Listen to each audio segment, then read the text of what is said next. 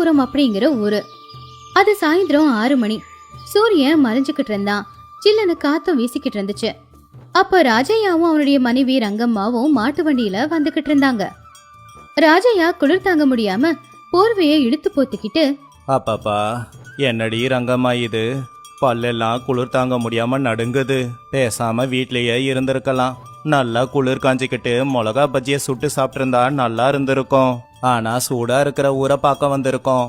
இதெல்லாம் கட்டுக்கதை தான். நீங்க வேற சும்மா இருங்க. எப்ப பார்த்தாலும் எல்லாத்துக்குமே ஒரு சோம்பேறித்தனம். அதான் ஊர்ல எல்லாரும் சொல்றாங்கல்ல, இந்த ஊர்ல குளிரே இருக்காது, நல்ல அனலா கதகதப்பா இருக்கும்னு. நேரா வந்துட்டோம்ல, ஒரு எட்டு பார்த்துட்டு போயிடலாம். வந்துட்டான் தான். ஆனா என் கை காலெல்லாம் உறைஞ்சி போச்சு. இந்த குளிர்ல மாடால கூட நடக்க முடியல. அதோ அந்த ஆலமரத்தை தாண்டனா அந்த ஊர் வருமாமா. பார்க்கலாம் அப்படி அங்க என்ன அனலா இருக்குன்னு. அதேபடி இவ்வளவு குளிர்ல அந்த ஊரு மட்டும் நல்லா கதகதப்பா இருக்கும். எல்லாரும் சொல்றாங்கன்னா அதுல பொய் இருக்குமா? எங்க ஒரு நிமிஷம் இருங்க, கொஞ்சம் அந்த காத்த பாருங்க. அப்ப ராஜையா அந்த காத்த பார்த்து, என்ன இந்த காத்துல அப்படி என்ன இருக்கு? என்ன இருக்கா, இவ்வளவு நேரம் குளிர் காத்து தானே வீசிக்கிட்டு இருந்துச்சு. ஆனா ஆலமரத்தை தாண்டி வந்த உடனே அனல் காத்து வீசுதே. உங்களுக்கு வித்தியாசம் தெரியல? அப்ப ராஜையா ஆச்சரியமா, அட ஆமா ரங்கம்மா, இப்ப என் உடம்பு முழுக்க அனல் காத்து தான் தொட்டுட்டு போகுது. சூரியனும் மறைஞ்சாச்சு, அனல் எங்க இருந்து வருது? ரொம்ப வித்தியாசமா இருக்கே. அதுதானே இந்த ஊரோட மகிமையே. வாங்க உள்ள போனா உண்மை என்னன்னு தெரிஞ்சுக்கலாம். ஊருக்குள்ள 2 பேரும் போய்கிட்டு இருந்தாங்க. அப்போ ஊர்ல இருக்கிற காட்சியை பார்த்து அவங்க 2 பேரும் ஆச்சரியப்பட்டாங்க. ஊர்ல எல்லாரும் மெல்லிசான துணிகளை தான் போட்டுக்கிட்டு இருந்தாங்க. யாரும் ஒரு ஸ்வெட்டரையோ ஒரு தொப்பியையோ போட்டுக்கிட்டு இல்ல. அதை பார்த்து அவங்களுக்கு ஆச்சரியமா இருந்துச்சு. ரங்கம்மா, அந்த பையனை பாத்தியா? உடம்புல சட்டை கூட போடாம இருக்கான். அவனுக்கு குளிராதா? இவ்வளோ நேரம் எனக்கு குளிரா இருந்துச்சு, ஆனா அவங்கள பார்க்கும் போது எனக்கு வேர்த்து ஊத்துதே. அட ஆமாங்க, எல்லாரும் தெருவுல நின்னு பேசிக்கிட்டு இருக்காங்க, சுறுசுறுப்பா இருக்காங்க. நம்ம ஊர்ல இந்நேரத்துக்கு எல்லாரும் படுத்துடுவாங்களே, ஆனா இவங்க எல்லாரும் ஏதோ சந்தையில இருக்கிற மாதிரி இருக்காங்க. அதெல்லாம் சரி, ஆனா இந்த அனல் எங்க இருந்து வருது? இங்க எங்கேயும் நெருப்பு மூட்டின மாதிரி கூட இல்லையே. அது தெரிஞ்சுக்க தானே வந்திருக்கோம். வண்டி அந்த சத்திரத்துக்கு விடுங்க. இன்னைக்கு ராத்திரி அந்த சத்திரத்துல தங்கிட்டு நாளைக்கு காலையில ஊரை சுத்தி பார்க்கலாம். சரி சரி, ஆனா எனக்கு பசிக்குது. இந்த அனல் காத்துல பசி அதிகமாகுது. எப்ப பார்த்தாலும் சாப்பாடு சாப்பாடு. முதல்ல வண்டிய நிப்பாட்டுங்க. ராஜையா ரங்கம்மா 2 பேரும் ஒரு சத்திரத்துல வண்டிய நிப்பாட்டினாங்க. அந்த சத்திரத்தோட முதலாளி அவங்கள வரவேற்றாரு. கொண்டு வந்த பொருட்களை எல்லாத்தையுமே சத்திரத்துல வச்சுட்டு ராஜையா ரங்கம்மா 2 பேரும் ஊரை சுத்தி பாக்குறதுக்காக கிளம்புனாங்க. ஒவ்வொரு தெருவுலயும் ஒவ்வொரு வீட்டுலயும் ஏதோ வேலை நடந்துகிட்டு இருந்துச்சு. சில பேர் கூட பின்றாங்க, சில பேர் அரிசிய போட்டு அரைச்சுக்கிட்டு இருந்தாங்க. ஏன் ரங்கம்மா, இப்ப ராத்திரி 8 மணி ஆச்சு. எல்லாரும் வேலை பார்த்துக்கிட்டு இருக்காங்களே, இவங்களுக்கு சோர்வா இருக்காதா? தூக்கம் வராதா? நீங்க ஒண்ணு கவனிச்சீங்களா? அவங்க செய்யறது வேலைதான், ஆனா சோர்வாவோ கோவமாவோ செய்யல. பாட்டு பாடிக்கிட்டு சந்தோஷமா செய்யறாங்க. இந்த நேரத்துல வேலை செஞ்சாதான் வயிறு நிறையுமா என்ன? ராத்திரி நேரம் படுத்து தூங்கலாம்ல, அதான் பகல் இருக்கே. ஒருவேளை இந்த ஊரு சூடா இருக்க காரணம் அதுவா இருக்குமோ? எல்லாரும் ஒன்னா சேர்ந்து வேலை செய்யும் போது இந்த அனல் உருவாயிருக்குமா? சுமாரு ரங்கம்மா, மனுஷங்க ஒன்னா சேர்ந்து வேலை செய்யும் போது அனல் எப்படி உருவாகும்? இது கவிதைக்கு வேணும்னா நல்லா இருக்கலாம், ஆனா நாம உண்மையை தெரிஞ்சுக்கணும். வா, அங்க ஒரு பெரியவர் உட்காந்துக்கிட்டு இருக்காரு, அவர்கிட்ட கேட்கலாம் அப்படின்னு அவங்க வீரையாவோட வீட்டுக்கு போனாங்க. அங்க வீரையா மண்பானைகளை செஞ்சுக்கிட்டு இருந்தான். ஏங்க, இந்த குளிர்காலத்துல இந்த நேரத்துல உக்காந்து மண்பானைய செஞ்சுக்கிட்டு இருக்கீங்களே, உங்களுக்கு குளிர் எடுக்கலையா? யார் நீங்க? ஊருக்கு புதுசா? எங்களுக்கு ஏன் குளிர போகுது? வேலை செய்யும் போது இருக்கிற குளிரெல்லாம் பறந்து போயிட போகுது. இந்த ஊர்ல சோம்பேறித்தனம் குளிர கூப்பிடும், உழைப்பு குளிர துரத்தோன்னு வழக்கம் இருக்கு. நீங்க சொல்றது கேட்க நல்லா இருக்கு. உண்மையிலே உங்க ஊர்ல குளிர் கம்மியா தான் இருக்கு. அதுக்கு காரணம் என்ன? வீரையா சிரிச்சுக்கிட்டே, எங்க ஊரு மண்ணுக்கு கீழே நெருப்பெரியதுன்னு பெரியவங்க சொல்லுவாங்க. நாங்க அதை நம்பல. நாங்க யாரும் சும்மா இருக்க மாட்டோம். பகல் முழுக்க வயல்ல வேலை பார்ப்போம், வீட்டுக்கு வந்ததும் வீட்டுல வேலை பார்ப்போம். அதனாலதான் எங்க ஊரு சூடா இருக்கு. என்னது, வீட்டுக்கு வந்து வேலை செய்யறதால கதகதப்பா இருக்கா? சரி சரி, நீ உன் வேலைய பாருப்பா.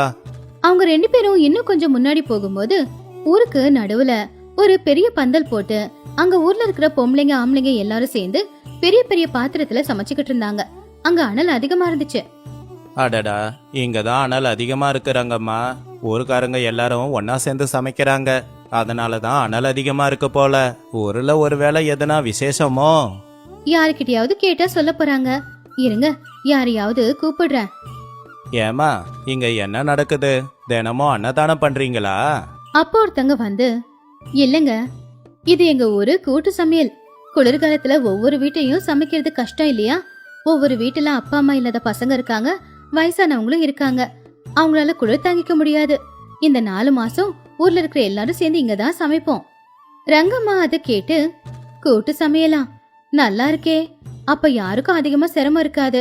எல்லாரும் வயிறார சாப்பிடவும் செய்யலாம். யோசனை நல்லா தான் இருக்கு. ஆனா யாரு செலவு பண்றது? யாரு அதிகம் சாப்பிடுறாங்க, யாரு குறைவா சாப்பிடுறாங்கன்னு தெரியணுமே. அதனால என்னங்க, எல்லாரும் அவங்கவுங்க வீட்ல இருந்து அரிசி பருப்பு கொண்டு வந்து கொடுப்பாங்க. இல்லாதவங்களுக்காக இருக்கிறவங்க கொண்டு வருவாங்க. அடுப்பெரியறதுனால இங்க சுத்தி எல்லா இடமும் கதகதப்பா தான் இருக்கும். ராத்திரி யாருக்காவது குளிரா இருந்தா இங்கே வந்து படுத்துருவாங்க. ஓஹோ, அப்ப இந்த நெருப்பால தான் ஊரு அனலா இருக்கா? நான் மனுஷங்களோட உழைப்புன்னு சொன்னப்போ நம்பல. ஆனா இந்த காரணத்தை நான் நம்புறேன். வெறும் நெருப்பு மட்டும் இல்லங்க, இந்த நெருப்புக்கு பின்னாடி இருக்கே இவங்களுடைய ஒற்றுமை. இதுதான் இந்த ஊரை அனலா வச்சிருக்கு. நம்ம ஊர்ல எல்லாரும் குறுக்குல செவரை கட்டி ஒருத்தங்க முகத்தை ஒருத்தங்க பாத்துக்காம வாழ்ந்துகிட்டு இருக்கோம். ஆனா இவங்க எல்லாரும் எப்படி ஒண்ணுமா வாழ்றாங்கன்னு பாருங்க. சும்மா ஏதேதோ பேசிக்கிட்டு இருக்காத ரங்கம்மா. எனக்கு பசிக்குது, நாமளும் சாப்பிட முடியுமான்னு கேளு. தாராளமா. எங்க ஊருக்கு வரவங்க எல்லாருமே எங்களுக்கு தெய்வத்துக்கு சமம். உங்களுக்காக சாப்பாடு போடுறது எங்க ஊருக்கு ரொம்பவும் பெருமைதான். ராஜையா ரங்கம்மா மண்டபத்துக்குள்ள போய் உக்காந்தாங்க. அங்க ஊஜனங்களும் அவங்கள சுத்தி உக்காந்துக்கிட்டு சந்தோஷமா பேசி சிரிச்சுக்கிட்டு சாப்பிட்டுக்கிட்டு இருந்தாங்க. இது அவங்க 2 பேருக்கு ரொம்ப புதுசா இருந்துச்சு. அப்ப ராஜையா சாப்பாடு சாப்பிட்டுக்கிட்டு, ரங்கம்மா, இந்த சாப்பாடு ரொம்ப சுவையா இருக்கு. வீட்ல நீ செய்யறத விடவே நல்லா இருக்கே. நம்ம வீட்டுல நான் தனியா கஷ்டப்பட்டு சமைப்பேன். இங்க எல்லாரும் ஒன்னா சேர்ந்து சிரிச்சுக்கிட்டு சந்தோஷமா சமைக்கிறாங்க. அதனாலதான் நம்ம சாப்பிடுற சாப்பாடு இவ்ளோ சுவையா இருக்கு. உண்மைதான், இங்க எனக்கு குளிரவும் மாட்டேங்குது. இந்நேரம் நம்ம ஊர்ல இருந்தா 10 போர்வைய போத்தி இருப்பேன். ஆனா இங்க எதுவுமே போடலனாலும் நல்லா தான் இருக்கு. நீங்க ஒண்ணு கவனிச்சிங்களா? இந்த ஊர்ல யாரும் சும்மாவே இல்ல. சின்ன பசங்க எல்லாரும் பரிமாறுறாங்க. வயசானவங்க எல்லாருமே இலைய வச்சு தட்டு பின்றாங்க. ஆனா நீங்க எல்லா வேலையும் செய்யறதுக்கு சோம்பேறித்தனப்படுறீங்க. இங்க பாருங்க, எல்லாரும் சுறுசுறுப்பா இருக்கிறத. அப்ப ராமையா எல்லாத்தையும் பார்த்து, ரங்கம்மா, என்ன திட்டலனா உனக்கு தூக்கம் வராதுல்ல? இருந்தாலும் சந்தோஷமா தான் இருக்கு. குளிர்காலத்துல சூடான ஊருன்னு கேள்விப்பட்டதும் நான் நம்பல. ஆனா இந்த ஊர்ல இருக்கிறவங்க சேர்ந்து உருவாக்குன அனல்னு இப்பதான் தெரியுது. மனுஷங்க தனியா இருந்தா எதுவும் சாதிக்க முடியாது. ஒன்னா சேர்ந்தா எது வேணும்னாலும் சாதிக்கலாம். நாம இவங்கள மாதிரி இல்லாம இன்னும் தனித்தனியா தான் வாழ்ந்துகிட்டு இருக்கோம். உண்மைதான். நாளைக்கு நம்ம ஊருக்கு போனதும் நாமளும் இவங்கள மாதிரியே பண்ணலாமா? வீட்டுக்கு முன்னாடி குளிர்காய நெருப்பு மூட்டி எல்லாரையுமே கூப்பிடலாம். ரங்கம்மா அதை கேட்டு, அப்பாடா, இப்பவாவது உங்களுக்கு ஒரு நல்ல யோசனை வந்துச்சே, சந்தோஷம். சாப்பிட்டு முடிச்சதும் சாந்தம்மா அவங்கள ஊர் எல்லையில இருக்கிற ஒரு பள்ளத்துக்கிட்ட கொண்டு போனாங்க. அந்த பள்ளத்துல இருந்து அனல் வெளியில வந்துகிட்டு இருந்துச்சு. இதுக்கு முன்னாடி கேட்டீங்கல்ல இந்த அனலுக்கு காரணம் என்னன்னு. ஊருக்கு நடுவுல எரியற நெருப்பு ஒரு காரணம்னா இது இன்னொரு காரணம். ராஜையா ஆச்சரியமா, என்ன இது, சுட தண்ணி குளமா? இல்ல, இது எங்க ஊரு இயற்கை உரம். எங்க வீடுங்கள்ல மாடுங்க போடுற சாணம், பயன்படுத்துற காய்கறி தோலுங்க, அப்படியே காஞ்சி போன இலை எல்லாத்தையும் கொண்டு வந்து இங்க போடுவோம். இது அழுகி போகும்போது இதுல இருந்து ஒரு அனல் உருவாகும். அந்த அனலை குழாய் மூலமா ஊருக்கு நடுவுல இருக்கிற சில இடங்களுக்கு நாங்க கொண்டு போய் விடுவோம். அதை கேட்டு ராஜையா, என்னது, குப்பையில இருந்து அனலா? இது நல்ல விஷயமா இருக்கே. பாத்தீங்களாங்க, இவங்க எதையும் வீணாக்குறதுல கடைசியில குப்பையையும் பயன்படுத்துறாங்க. ஆனா நம்ம என்ன பண்றோம், குப்பைக்கு நெருப்பு வச்சு புகையை மூட்டி அந்த புகையை சுவாசிச்சு நம்மளுடைய உடம்ப கெடுத்துக்கிறோம். இது எங்க முன்னோர்கள் எங்களுக்கு கத்து கொடுத்த பாடம். இயற்கையை நம்ம நேசிச்சா அது நம்மள பாதுகாக்கும். இந்த முறையில கொசுவும் எங்க ஊர்ல இருக்காது. ரங்கம்மா, நான் இந்த ஊருக்கு வந்து நிறைய கத்துக்கிட்டேன். நான் இந்த அனலா இருக்கிற ஊரை பார்க்க மட்டும் வரல, இந்த ஊர்ல இருந்து நிறைய கத்துக்கிட்டு என் ஊருக்கு போறேன். சந்தோஷங்க. பயணங்கிறது புது இடத்த பாக்குறதுக்கு மட்டும் இல்ல, புது விஷயத்த கத்துக்கிறதுக்காகவும் தான். அன்னைக்கு ராத்திரி படுத்து தூங்கும் போது ராஜையாவுக்கு போத்திக்க போர்வை கூட தேவைப்படல. அடுத்த நாள் காலையில ஊஜனங்க எல்லாரும் எழுந்திருச்சு அவங்கவுங்க வேலையை பார்த்துக்கிட்டு இருந்தாங்க. அப்ப ராஜையா அதை பார்த்து, ரங்கம்மா, நான் ஒரு நல்ல தூக்கத்தை தூங்கி எழுந்தேன். கனவு கூட வரல. மனசு அமைதியா இருந்தா தூக்கமும் நல்லா தாங்க வரும். வாங்க கிளம்பலாம். அவங்க ஊர்ல இருக்கிற பெரிய மனுஷங்களுக்கும் சாந்தம்மாவுக்கும் நன்றியை சொல்லிட்டு வண்டி எடுத்துக்கிட்டு கிளம்பி போய்கிட்டு இருந்தாங்க. ரங்கம்மா, இந்த ஊரை விட்டு போறத நினைச்சா கவலையா இருக்கு. இந்த அனல் இங்க இருக்கிற காத்துல மட்டும் இல்ல, இந்த ஊர் மக்களோட பேச்சிலையும் இருக்கு. ஆமாங்க, நம்ம ஊருக்கு போனதுக்கு அப்புறம் குளிர்காய நெருப்பு மட்டும் மூட்டுறதில்ல, இந்த கூட்டு சமையலை பத்தியும் பேசுவோம். அப்பதான் ஊர்ல இருக்கிற எல்லாரும் ஒற்றுமையா இருக்க முடியும். நிச்சயமா நம்ம கிட்ட வேலை செய்யற வேலையாட்கள் கிட்டயே முதல்ல ஆரம்பிக்கலாம். அவங்களுக்கு பணம் கொடுக்கறது மட்டும் இல்லாம நிறைய வசதிகளையும் செஞ்சு கொடுக்கணும். வண்டி ஆலமரத்தை தாண்டிச்சு. காத்து சில்லுன்னு வீசுச்சு. ராஜையாவுடைய சால்வையை எடுத்து போத்திக்கிட்டான். ஆனா மனசுக்குள்ள அந்த ஊரோட ஞாபகத்தை சுமந்துக்கிட்டு போய்கிட்டு இருந்தான். ராஜையா ரங்கம்மா அவங்க ஊருக்கு திரும்பி வந்தாங்க. ஆனா பழைய ஆட்களா இல்ல. அவங்க மனசுக்குள்ள பல யோசனையோட வந்தாங்க. வேதபுரம் கிராமம் அவங்களுக்கு ஒரு அனுபவத்தை மட்டும் கொடுக்கல, அவங்க ஊரோட மாற்றத்துக்கு ஒரு விதையாவும் இருந்துச்சு. குளிர்காலத்துல அனலா இருக்கணும்னா அத வானிலைய மாத்துறது கிடையாது, நம்மளுடைய பழக்க வழக்கத்தை மாத்துறது அப்படிங்கறத அவங்க தெரிஞ்சுக்கிட்டாங்க. இந்த கதையில இருக்கிற நீதி என்னன்னா, ஒற்றுமையும் கஷ்டப்படுற குணமும் இயற்கைய நல்லபடியா பயன்படுத்திக்கிற விதமும் இது தெரிஞ்சிருந்தா எல்லா கஷ்டத்தையும் தாண்டி வரலாம். அப்படியே மனுஷங்களுக்கு மனுஷங்க உதவி செய்யற குணமும் இருந்தா எல்லா பிரச்சனையும் தீரும். அது 1920வது வருஷம். தமிழ்நாட்டுல இருக்கிற ஒரு அழகான ஊரு தான் அந்த ஊரு. ஆனா அந்த ஊர்ல இது சித்திரை மாசம், அதனால வெயில் அதிகம். ஊருக்கு வறட்சியும் வந்துச்சு. குடிக்க கூட தண்ணி இல்லாத ஒரு நிலைமை. அந்த ஊர்ல 60 வயசான ராமையா, 55 வயசான கௌரி அப்படிங்கிற தம்பதிகள் சந்தோஷமா வாழ்ந்துகிட்டு இருந்தாங்க. ஒரு நாள் மதிய நேரம் அவங்க வீட்டு திண்ணையில கையில விசிறிய பிடிச்சுக்கிட்டு காத்து வீசிக்கிட்டு உக்காந்துக்கிட்டு இருந்தாங்க புருஷனும் பொண்டாட்டியும். அப்ப ராமையா, ஏன் கௌரி, என்ன இந்த வருஷம் வெயில் இப்படி அடிக்குது? குடிக்க தண்ணி கூட இல்லையே.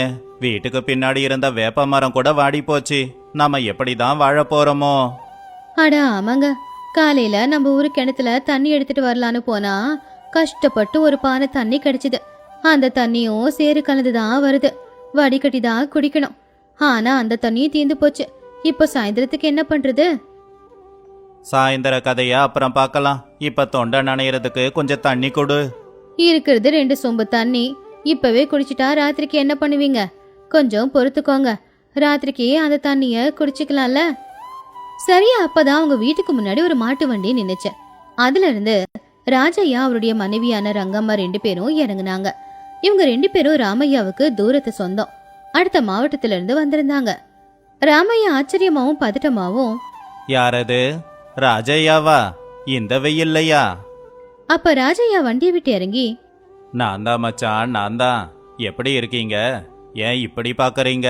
சொந்தக்காரங்க வீட்டுக்கு வந்தா சந்தோஷப்படணும். பேயடிச்ச மாதிரி இருக்கீங்களே. ஐயோ, அப்படியெல்லாம் எதுவும் இல்ல மாமா. இந்த வெயில இவ்வளவு தூரம் வந்திருக்கீங்களேன்னு ஆச்சரியமா பார்த்தேன். வாங்க வந்து உக்காருங்க. அப்போ கௌரி வெளியில வந்து விருப்பமே இல்லாம, வாங்கண்ண வாங்க, நீ என்ன இந்த நேரத்துல வந்திருக்கீங்க? அப்போ ரங்கம்மா முகத்தை தொடச்சுக்கிட்டு, ஒன்னும் இல்ல கௌரி, என் பொண்ணு வீட்டுக்கு வந்துட்டு போய்கிட்டு இருந்தோம். வழியில தானே உங்க வீடு இருக்கு, உங்களை அப்படியே பார்த்துட்டு போலாம், அப்படியே மதிய சாப்பாடு சாப்பிட்டுட்டு போலாம் அப்படின்னு இவர் தான் சொன்னாரு. பாவம் கௌரி ரொம்ப கவலையா, ஓ சாப்பிட வந்தீங்களா? வாங்க வாங்க, சொந்த பந்தத்தை நல்லா கவனிக்கணும்னு சொல்லுவாங்க, வந்து உக்காருங்க. அப்ப ராமையா கௌரி கிட்ட, கௌரி, கேட்டியா? சாப்பிட வந்திருக்காங்க. வீட்ல அரிசி பருப்பு இருக்கு, ஆனா தண்ணி இல்லையே. எப்படி சாப்பிட கொடுப்ப? எதை குடிக்க கொடுப்ப?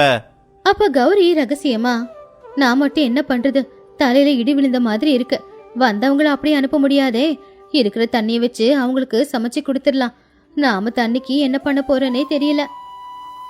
அப்ப ராஜையா திண்ணையில கால் மேல கால் போட்டு உக்காந்து, ஏன் மச்சான், உங்க ஊர்ல வெயில் கொஞ்சம் அதிகமா தான் இருக்கு போலயே.